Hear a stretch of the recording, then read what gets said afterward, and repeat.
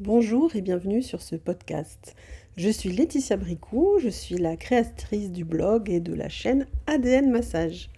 Alors aujourd'hui, après plus de 30 ans de pratique en massage bien-être, j'accompagne celles qui souhaitent développer leur activité à mieux communiquer sur leurs prestations massage, mais tout en restant authentiques et alignés avec leurs valeurs. Le sujet dont je veux vous parler aujourd'hui, c'est un sujet qui me tient à cœur, puisque ce sont des périodes que j'ai traversées, pas toujours avec facilité. Je parle ici du travail alimentaire. Alors quand on décide de se lancer dans le massage, on rêve toutes de vivre pleinement de notre métier passion. Mais bien sûr, la réalité, elle est parfois plus complexe. Il arrive que l'on doive cumuler un emploi en salariat pour tout simplement assurer sa stabilité financière. C'est une situation que vivent beaucoup de praticiens et praticiennes en massage bien-être et pourtant je trouve qu'on en parle vraiment très peu. Selon une étude de la Fédération française de massage bien-être, seule la moitié des praticiens exercent à plein temps. Pour ma part, c'est environ une cliente sur 4 en coaching qui a une activité alimentaire à côté de son activité massage. Alors quand je dis alimentaire, petite précision, c'est pas forcément un métier qu'elles n'aiment pas faire, mais bref, elles ont décidé de ne pas se consacrer à 100% à leur activité massage, ce qui ne les empêche pas quand même de vouloir que cette activité massage soit rentable et bénéfique pour leurs clients. Alors bon, est-ce que tout cela signifie que ces personnes sont des mauvaises masseuses, de mauvais gestionnaires? Eh bien, absolument pas. Alors, je sais à quel point la situation, elle peut être difficile à accepter. Moi, je l'ai ressenti comme ça parfois. On peut ressentir une certaine forme de honte, une impression d'échec, comme si le fait de ne pas vivre à 100% de son activité, de son métier passion, remettait en question notre légitimité. Mais en fait, cette pression, il faut bien admettre, elle vient surtout de nous-mêmes. On se compare à d'autres qui, on a l'impression, semblent réussir. euh, et surtout, on a peur du regard des autres. On finit par douter. Pourtant, travailler à côté peut être vraiment considéré comme une stratégie plutôt qu'un renoncement. Alors, pourquoi est-ce qu'on va accepter d'avoir un travail alimentaire? Eh bien, dans la plupart des cas, suite à une reconversion ou alors lorsque l'on est bien engagé, dans la vie d'adulte, j'ai envie de vous dire, eh bien, on va se retrouver avec des frais, un crédit maison, un crédit voiture et une activité, professionnelle, surtout, on peut dire artisanale comme le massage, ne va pas être tout de suite source de méga revenus. Donc vraiment, appuyons-nous sur cette possibilité de travailler en plus, de d'en faire une vraie stratégie puisque c'est possible. Je vais vous expliquer là dans ce podcast comment on va, tourner tout cela à notre avantage. Alors avoir, une activité salariée, tout en développant son entreprise, ça permet tout simplement de bien sécuriser son parcours. On peut y voir une transition et on peut y voir un moyen temporaire d'atteindre une stabilité avant de se consacrer 100% au massage. Tout simplement parce qu'on va prendre le temps de développer son activité. Euh, J'en parlerai un petit peu plus tard, hein, de tester le maximum de formules pour ses clients, tout en n'ayant pas la peur comme ça de ne pas vivre, de ne pas subvenir à ses besoins. Mais pour d'autres personnes, c'est un vrai choix de se dire à long terme, non, non, je préfère conserver mon travail alimentaire, mon travail salariat et faire du massage en métier passion, mais toutefois, je veux quand même développer ce métier passion de manière à ce que ça soit rentable, à ce que je continue à attirer de nouveaux clients, etc. Tout est question de choix. Alors qu'on le fasse temporairement ou durablement, faut vraiment changer de regard sur cette réalité. Travailler en parallèle, ça ne signifie pas échouer, ça signifie être stratégique. Ça, je tiens à, si vous m'écoutez, que vous en soyez persuadé. En maintenant une source de revenus stable, on va éviter de tomber dans la pression du chiffre d'affaires à tout prix.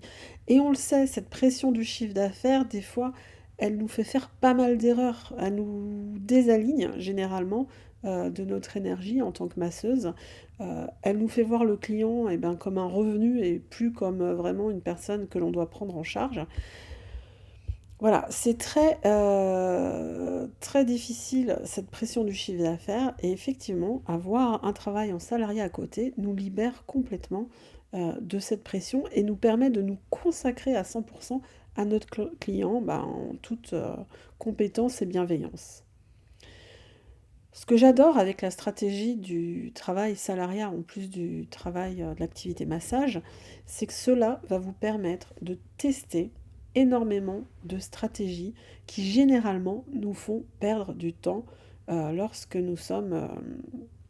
lorsque nous sommes en activité. C'est-à-dire tester différentes techniques de massage. Qu'est-ce qui plaît aux clients avec qui j'ai envie de travailler? D'ailleurs, avec quel type de client j'ai envie de travailler?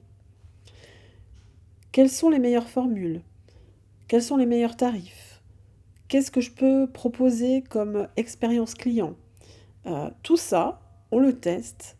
Et au lieu de le tester sur 2 ans, 3 ans, parce que il faut bien assurer ses revenus, on peut le tester beaucoup plus rapidement lorsqu'on a un travail de salarié à côté, parce qu'on va oser faire les choses, on va oser poser passer à l'action.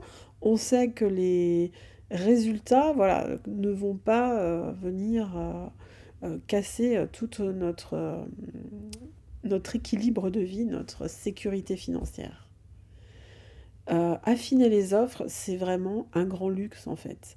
Heu, voilà, c'est ne pas avoir l'angoisse du lendemain si on fait une erreur, de choix et voilà en quoi, c'est une belle stratégie que de, continuer le salariat alors que l'on commence, que l'on débute, que l'on développe cette activité professionnelle.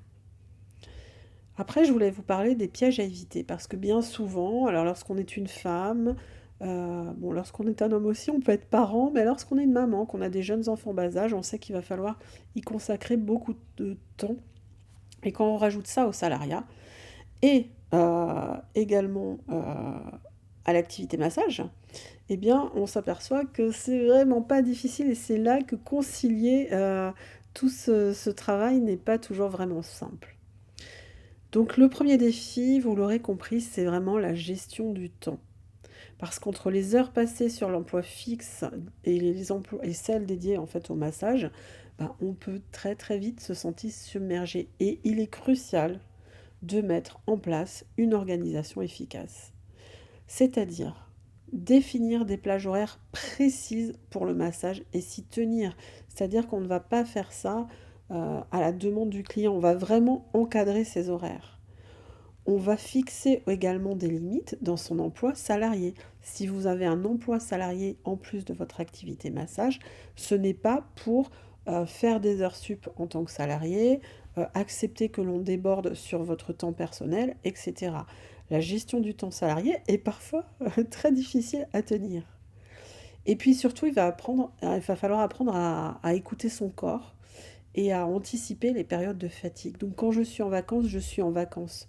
Je ne vais pas me rajouter des massages. C'est pas comme ça que ça marche. L'idée, c'est si je dois travailler 2 jours par semaine, je travaille 2 jours par semaine. Je n'essaye pas d'en faire 3 ou 4. Déjà, ça fait passer un message très difficile à comprendre pour vos prospects. Et puis, c'est rentrer dans une espèce de spirale qui va vous épuiser.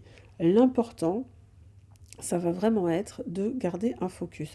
Le jour où vous avez atteint votre chiffre d'affaires et que vous pensez que vous pouvez évoluer sur 3 ou 4 jours par semaine, à ce moment-là, vous franchissez un cap en réduisant, si possible, le temps de travail salarié pour en dédier un peu plus à votre activité massage.